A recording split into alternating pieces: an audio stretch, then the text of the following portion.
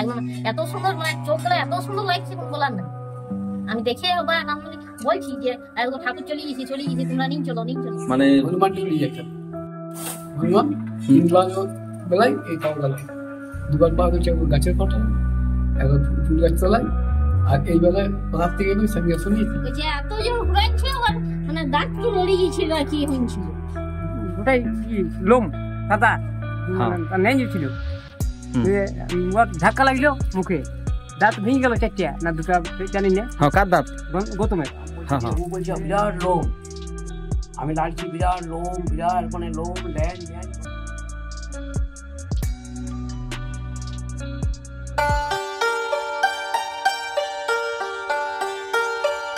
কেলেজোড়া গ্রামের ভিতরে রয়েছে এই পুরনো মন্দির, সেই নতুন মন্দির।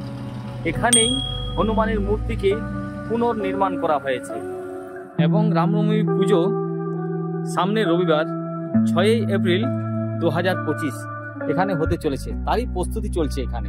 নমস্কার বন্ধুরা, কেমন আছেন? আশা করি সবাই ভালো আছেন। আমি রঞ্জিত দাস ব্লগ, রঞ্জিত দাস ইউটিউব চ্যানেলে আপনাদের স্বাগত। থাম্বনেল দেখে আশা করি আপনারা বুঝে গেছেন আজকের ভিডিওটি হচ্ছে জাগ্রত হনুমানের অলৌকিক ঘটনা। ভিডিওটি স্কিপ না করে দেখার জন্য আপনাদের কাছে অনুরোধ রইল। আমাদের সবচেয়ে পুরনো মন্দির সেটা হচ্ছে কেলেজোড়া গ্রামের ভিতরে। এখানে বাড়ি আছে ডান দিকে, বাঁ দিকে আছে এটা মন্দির। আর এই মন্দিরেই ঘটেছে অলৌকিক ঘটনা, যা শুনবো যে ভক্তদের সাথে ঘটেছে তাদের মুখ থেকে। তো চলুন শোনা যাক।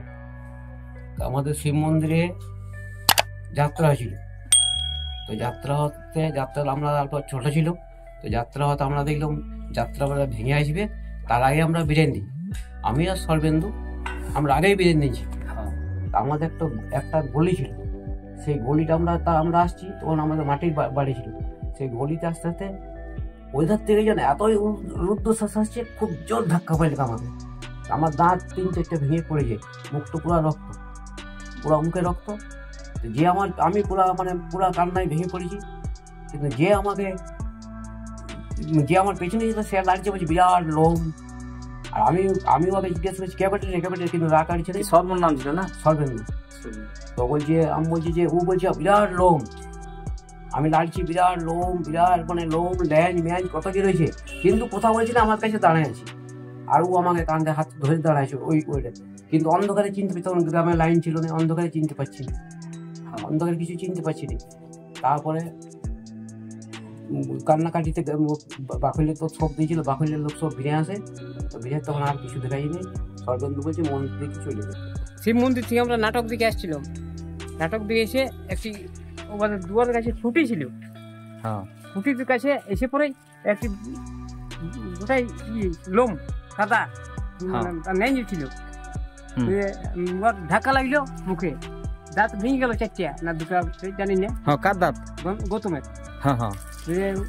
গৌতম কান্দি কান্দি ঘর গেল, মাকে বাবা উঠে গেল না, আমি ধরেছি হনুমানটাকে, এই তুই কে পড়েছে লীলা ফেলা কথা ঘাট দাঁত ভেঙে দিলি। তুমি বলছো? হ্যাঁ, হনুমানকে বলছি। হনুমান ধরি পরে ডেমো চল তখন নিয়ে গেলাম, চড়াই টেনে নিয়ে গেছে আমাকে, মিলাই গেল। তোমার ট্রেনে নিয়ে গেছিল? ট্রেনে নিয়ে গেছে বাবা, এখন বছরে পাইবো গোটাই লেড়িয়ে নিচ্ছে, আমি গোটাই লম গেছে নেন ছিল। এটা কতদিন আগে ঘটেছিল? তখন আমাদের বিয়ে হয়নি, তো 30 বছর নেই। 30 বছর আগে? 30 বছর আগে। আমি তো কিছু জানি না যে আমার কি হয়েছে, কিছু জানি না। আমি তো আমার তখন দাঁত ভেঙেছি, 4-5টা রক্ত গায়ের কাঁচা দাঁত ভেঙেছি, এত জোর মেরেছে আমাকে। দুর্গাপুর থেকে দিনছে, কি কারণে দিনছে ঠাকুরটা? ওই যে গণনার একটা পাওয়া গেছে, সোনার দোকানে চুরি হয়েছিল, সেটা উহার পাওয়া গেছে, তখন মূর্তিটা দিয়েছে। ওর জিনিসগুলো সব পেয়েছিল? হ্যাঁ, যেগুলো ছিল সেইগুলো সব ছিল, সব দিয়ে গেছে। ওই যে একজনা কাজ হয়ে গেছে, দেখো মহাবীরের ইয়াটা এখনো দেখো, রূপার গদা এই তো রয়েছে। রূপার গদা? হ্যাঁ, রূপার গদা দিয়ে গেছে। এটা তো আপনারা শুনলেন। এবার এই পুরনো মন্দির থেকে হনুমানকে নতুন মন্দিরে নিয়ে যাওয়া হলো কেন, সেটা জেনে নেব। ভোরবেলা দিই বুঝলে, ওই না 5টার সময় ভোরবেলা উঠে মানে দেখছি যে মহাবীর আমাকে বলছে যে এখান থেকে নিয়ে চল। এইখানে থাকবো না। কোন জায়গায় সেটা? ওই মন্দির থেকে বলছে ওই মন্দিরে নিয়ে চল, বলছে ওইখানে নিয়ে চল, এখানে অনেক অত্যাচার করছে, আমি থাকতে পারবো না, আমাকে নিয়ে চল।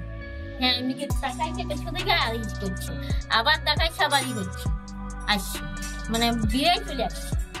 মানে হ্যাঁ, রাস্তায় গুলি একদম চলে আসছে নিজে, বলছে আমাকে নিয়ে চল, আমি এখানে আর থাকবো না। এরকম স্বপ্ন দেখছি। তো তুমি কি সাথে ছিলে, মানে আসছিলে নাকি? না, আমি বাইরে দাঁড়াইলো, একদম মহাবীর সামনে দাঁড়াইলো, ভিতর থেকে বাইরে চলে আসছে। মন্দিরের সামনে তুমি স্বপ্ন তো দেখাচ্ছি? স্বপ্ন তো দেখছি। নিয়ে ভোরে উঠে পরে আমি মানে কাঁদতে লেগেছি, বুঝলি? আমি মা ঠাকুর চলে গেল, দাদা বলছে হ্যাঁ ওই ঘরটাই শুনছি, আমরা এই ঘরে শুনতো, এইখানে এসে নিয়ে পরে আমি যে ওই ঘরে গিয়ে পরে কাঁদছি, বলছি কাঁদছি কেন? বলছে আমি বললাম ঠাকুর তো জানো আমাদের চলে গেছি ভোরে, একদম উঠে চলে গেছি। কোথায় চলে গেছি? মানে এই মন্দিরে আসতে চাইছি। এই সেই নতুন মন্দির, এখানেই হনুমানের মূর্তিকে পুনর্নির্মাণ করা হয়েছে। এই মন্দিরটি রয়েছে রোডের ধারেই, পশ্চিম বর্ধমান জেলার আসানসোল শহরের দোমানি বাজারের নিকট। মেন গেটে প্রবেশ করার পর মহাবীর সাধক পণ্ডিত উমাপদনাথ গোস্বামীর একটা মূর্তি রয়েছে। মূর্তিটি খুবই সুন্দর, সামনে থেকে দেখলে আপনি ভাববেন যে উনি জীবন্ত বসে আছেন। আমি আবার নতুন মন্দিরে এসে গেছি, যেখানে পুনর্নির্মাণ করা হয়েছে হনুমানকে, এবং এখানে যিনি সেবায়েত রয়েছেন তার মুখ থেকে কিছু কথা শুনে নেব এই মন্দিরের বিষয়ে, এবং অলৌকিক ঘটনা যেগুলি ঘটেছে সেইগুলি শুনবো। অনেক বড় ইতিহাস আছে এই মন্দিরের। তো যখন আমি ছোট ছিলাম তখন আমার মনের মধ্যে প্রশ্ন আসতো যে এই বাংলায় যে কালী, দুর্গা, শিব, অনেক কিছু দেবী দেবতা রয়েছে, কিন্তু বাবা এই বজরংবলীকে বেছে নেওয়ার কারণটা কি? এইভাবে সাধনা করতে করতে হরিদ্বারে যায়। হরিদ্বারে যখন ডুবকি মারে তখন হাতের মধ্যে বজরংবলী চলে আসে। তারপরে দেখা যায় উনি বাক সিদ্ধ, যাকে যা বলতেন সেটাই হয়েছে। এরকম বহু ইতিহাসে সারা ভারতবর্ষ তার নাম ছড়িয়ে গেছে। এমনকি জার্মান মেমসাং এসেছিলেন এখানে, সেই মেমসাংয়ে উনি অনেক কিছু বলে দিয়েছিলেন তাকে দেখে। এরকম বহু রকম ভাবে কোনায় কোনায়, ভারতবর্ষের বিভিন্ন কোনায় কোনায় থেকে লোক এসে তার অলৌকিক ঘটনা দেখে গেছে।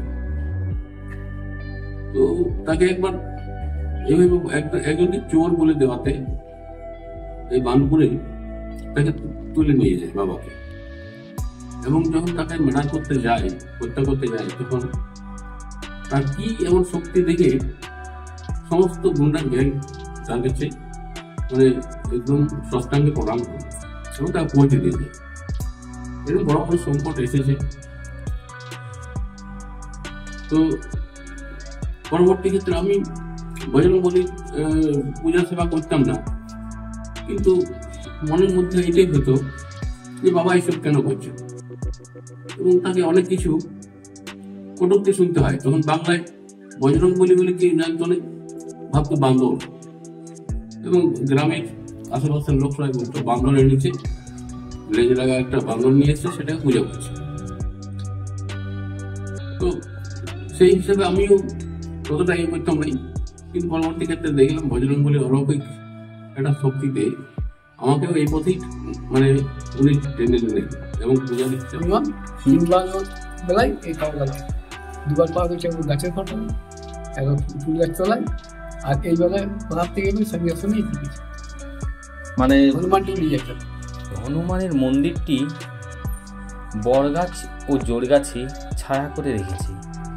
খুবই শান্তপ্রিয় জায়গা, আপনারা আসবেন, আশা করি আপনাদের ভালো লাগবে।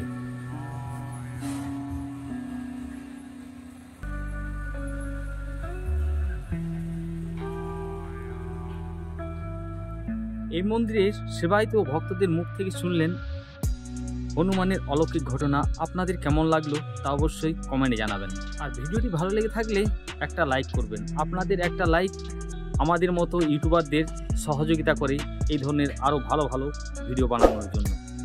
আবার আসছি অন্য কোনো ভিডিও নিয়ে। আপনারা ভালো থাকুন, সুস্থ থাকুন। ভিডিওটি দেখার জন্য ধন্যবাদ।